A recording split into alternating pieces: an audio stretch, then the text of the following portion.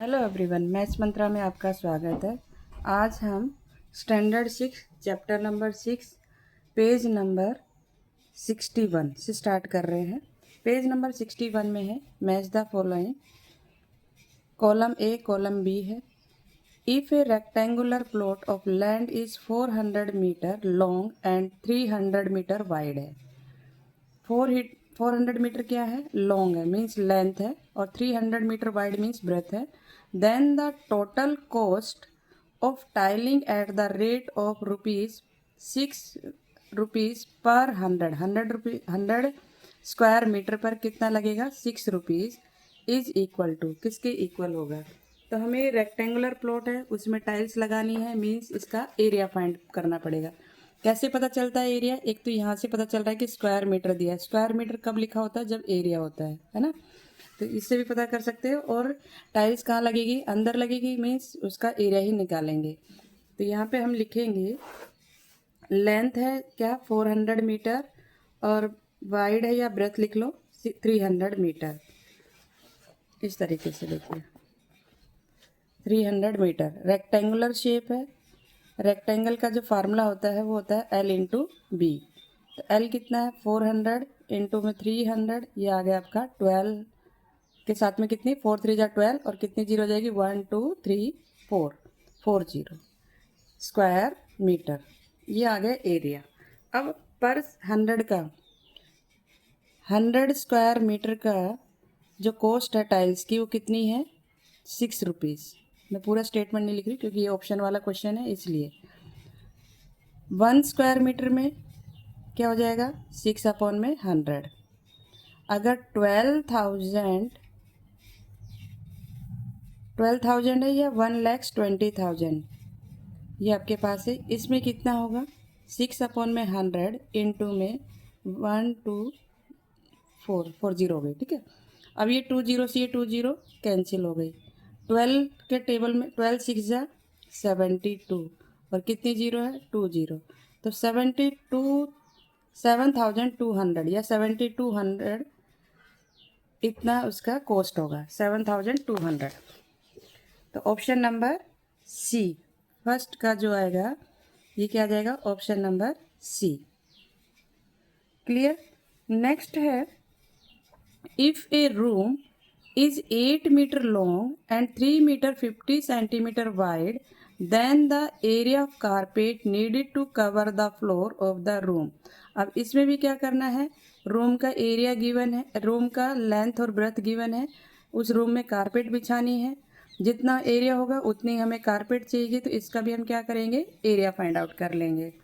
तो लेंथ है इसमें कितनी? 8 मीटर, और ब्रेथ है इसमें 3.50 मीटर। कन्वर्ट कर लिया हमने मीटर में।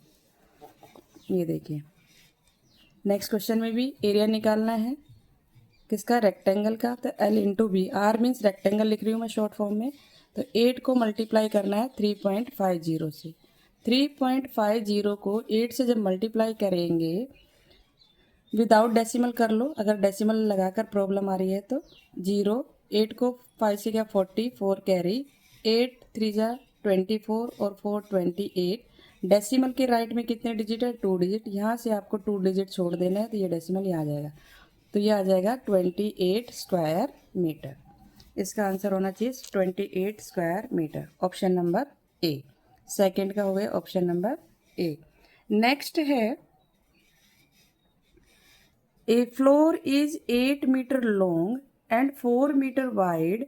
A square carpet of side 3 meter is laid on the floor. Then the area of the floor that is not carpeted is equal to।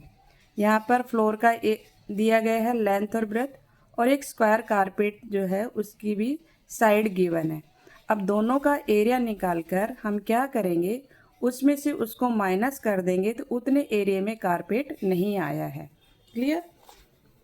Length है 8 मीटर और breath है 4 metre, और square की side given है 3 metre, ठीक है। अब देखिए इसको, लेंथ ले लिया, ब्रेथ ले लिया, ये स्क्वायर का है, इसको अलग फाइंड करेंगे। ये रेक्टेंगल शेप में है तो L इंटू बी हो जाएगा। तो 8 को 4 से मल्टीप्लाई किया, 8 4 जा 32 मीटर स्क्वायर मीटर। अब इसका एरिया निकालेंगे क्योंकि ये कौन सी शेप है, स्क्वायर शेप है। स्क्वायर शेप का एरिया कैसे निकालते हैं, साइड इंटू साइड। यहाँ पे एरिया लिख सकते हो, या मैंने आर इसलिए लिखा है कि रेक्टेंगल शेप है, ठीक है। रेक्टेंगल शेप का एरिया फाइंड करने का ये फार्मूला है। स्क्वायर का एरिया फाइंड करने का है साइड इंटू साइड, ए मीन्स एरिया। तो 3 मीटर इंटू 3 मीटर, 3 3 जा कितना हो जाएगा 9 मीटर स्क्वायर। अब 32 में से अगर 9 को माइनस कर दे तो उतने एरिया में कारपेट नहीं है। तो ये हो गया 12, ये 2, 12 में से 9 माइनस किया 3 और ये आ गया 2।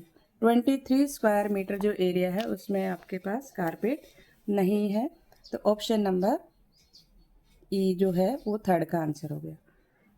नेक्स्ट है 10 square flower beads each of side 3 meter are dug on a piece of land 18 meter long and 10 meter wide, then the remaining part of the land। अब 10 स्क्वायर क्या है, फ्लावर बेड है, एक फूलों की क्यारी है, उसकी साइड दी गई ईच ऑफ साइड 3 मीटर। हम इसका एरिया निकाल लेंगे और वो कितने हैं 10। यहाँ पे एक ईच में 1, 10 स्क्वायर बॉक्स बने हुए हैं, पर यहाँ पे एक का दिया गया है। इससे हम 10 को मल्टीप्लाई कर लेंगे तो आ जाएगा। इसको इससे मल्टीप्लाई कर लेंगे और फिर उसके बाद माइनस कर देंगे क्योंकि रिमेनिंग पार्ट बताना है इसमें भी। इसमें लेंथ है 18 और ब्रेथ है 8 मीटर, ब्रेथ है 10 मीटर, और स्क्वायर का जो है वो है 3। ठीक, इसको भी चलो फाइंड करते हैं। ये क्वेश्चन लिख लिया है। अब एरिया निकालना है किसका, रेक्टेंगल का, L इंटू बी। तो 18 को 10 से मल्टीप्लाई कर देंगे तो 180 मीटर स्क्वायर।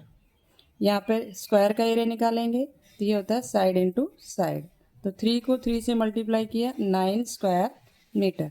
पर ये तो हमारा एक स्क्वायर का है, ऐसे ही रूट में कितने हैं 10 स्क्वायर बेड्स है, फ्लावर बेड है, 10 से मल्टीप्लाई कर देंगे तो ये आ जाएगा 90 स्क्वायर मीटर। अब 90 इसमें से माइनस कर देते हैं। स्क्वायर मीटर ऐसे भी लिख सकते हैं और ऐसे भी लिख सकते हैं, ठीक है ना, दोनों फॉर्म में लिख सकते हैं, इस तरीके से भी और ऐसे भी, m की पावर 2 लगाकर भी। तो ये 0, 18 में से 9 गया 9, 90 मीटर स्क्वायर क्या होगा, लेफ्ट होगा। ये आपका होगा ऑप्शन नंबर 4। क्लियर। नेक्स्ट है एरिया ऑफ स्क्वायर, साइड दी हुई है 5 इंटू 5.5 सेंटीमीटर। अब 5.5 सेंटीमीटर है, इसको मल्टीप्लाई करेंगे। साइड कैसे निकालते हैं इसका, ये देखिए साइड गिवन है 5.5, एरिया निकालना है side into side means 5.5 multiply 5.5। 55 को 55 से मल्टीप्लाई कर लेते हैं विदाउट डेसिमल।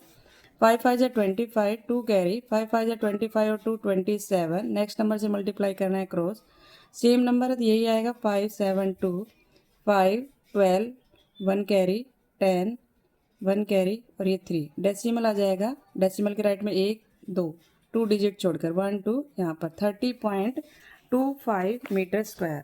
ये आपका आ गया ऑप्शन नंबर डी। इस तरीके से हम कंप्लीट करेंगे। होपफुली क्लियर हुआ होगा ये। नेक्स्ट है स्टडी असर्शन एंड रीजन से रिलेटेड क्वेश्चन, इसको भी देख लेते हैं। Statement given below and choose the correct alternative.